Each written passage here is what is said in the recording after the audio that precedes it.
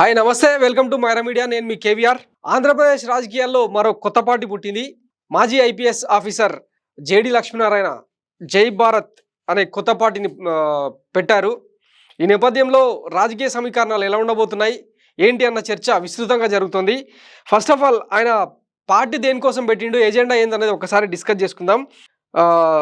జై Bharat national party agenda ఏంటంటే ప్రత్యేక హోదా అంట ఆంధ్రప్రదేశ్లో. దీనికోసం అన్ని నియోజకవర్గాల్లో పోటీ చేస్తామని చెప్పి ఆయన ప్రకటించడం జరిగింది. ప్రత్యేక హోదా రాజకీయ ఐటమ్గా మారిందని చెప్పి ఆయన పార్టీ పెట్టిన సందర్భంగా పలు విమర్శలు కూడా చేశారు. వాస్తవానికి ప్రత్యేక హోదా అనే అంశం కేంద్ర ప్రభుత్వం ఎప్పుడో లేపేసింది. ఈశాన్య రాష్ట్రాలకు ఉన్న హక్కులను కూడా హరించి వేస్తూ ఇక ప్రత్యేక హోదా స్థానంలో వేరే ప్యాకేజీలు ఇస్తామని చెప్పి ప్రకటించింది. దానికి సంబంధించి 2014 తర్వాత చంద్రబాబు ప్రభుత్వం అధికారంలోకి వచ్చిన తర్వాత అసెంబ్లీలోనే ఒక రిజల్యూషన్ పాస్ చేయడం జరిగింది. ఈ నేపథ్యంలో ప్రత్యేక హోదాకు మించిన ప్యాకేజీని తీసుకొస్తామని చెప్పి చంద్రబాబు గతంలో ప్రకటించారు. ప్రత్యేక హోదా రాకపోవడంతోనే గత ఎన్నికల్లో ఆయన ఓటమి చవి చూశారు. దాని మీద పలుసార్లు యూటర్న్ తీసుకోవడంతోనే టీడీపీకి వాత పెట్టారన్న సంగతి ఆంధ్రప్రదేశ్ ప్రజలకు తెలిసిందే. ఆ తర్వాత ప్రత్యేక హోదా కాన్సెప్ట్తోనే దాన్ని సాధిస్తామన్న ఉద్దేశంతోనే వైసీపీ జనాల్లోకి వెళ్తే అఖండ మెజార్టీ ఆ పార్టీకి దక్కింది. ఈ నేపథ్యంలో అంటే రాబోయే రోజుల్లో ప్రత్యేక హోదా అన్న అంశం కూడా ఎన్నికల్లో కీలకం కాబోతున్న నేపథ్యంలో జేడి లక్ష్మీనారాయణ దీన్ని తీసుకొని ముందుకెళ్లడం ఏ పార్టీకి ప్లస్ ఏ పార్టీకి మైనస్ అవుతుందన్నది చర్చనీయాంశంగా మారింది. అయితే దేశ రాజకీయాలను కనుక మనం ఒకసారి గమనిస్తే చాలామంది ఐపీఎస్లు ఐఏఎస్లు రాజకీయ పార్టీలు పెట్టడమో లేదంటే ఆయా పార్టీలో ఉనికిని చాటుకోవడమో చేశారు. కానీ ఎవరు కూడా పెద్దగా సక్సెస్ అయినట్లేదు.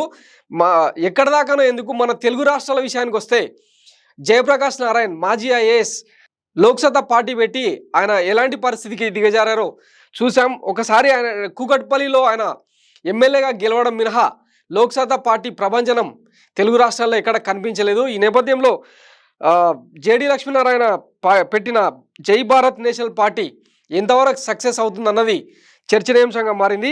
అయితే ఇది కేవలం ప్రభుత్వ వ్యతిరేక ఓటు చీల్చే కుట్రనా లేదంటే ప్రభుత్వానికి ప్లస్ చేసే వ్యూహమా, అది కాదంటే చంద్రబాబుకు గతంలో ఉన్న అనుబంధం కారణంగా ఆయనకు ఏదైనా సపోర్ట్గా చేసే వ్యవహారమా అన్న చర్చ రాజకీయ వర్గాల్లో తీవ్రంగా జరుగుతుంది. పార్టీ పెట్టి అంటే ఫ్యూ అవర్స్ కూడా అవ్వలేదు కాబట్టి దీని గురించి పెద్దగా మాట్లాడుకోవడం విశ్లేషించడం కూడా కరెక్ట్ కాదేమో.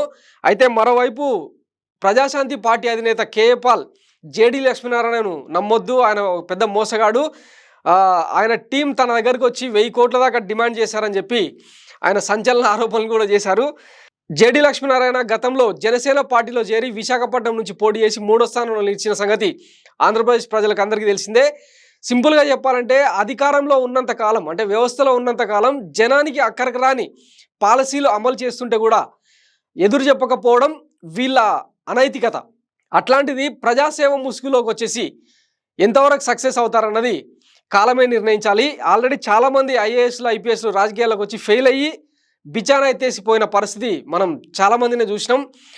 ఒకరిద్దరు అంటే యశ్వంత్ సిన్హా ఇట్లాంటి ఒకరిద్దరిని మినహాయిస్తే ఎవరు కూడా పెద్దగా సక్సెస్ అయింది లేదు. కాబట్టి జేడి లక్ష్మీనారాయణ ఫ్యూచర్ అయిందన్నది మరో 4 నెలల్లో తేలబోతుంది. సో చూద్దాం జేడి లక్ష్మీనారాయణ ఆంధ్రప్రదేశ్ రాజకీయాల్లో ఎట్లాంటి ముద్ర వేస్తారనేది. Thank you for watching Myra media.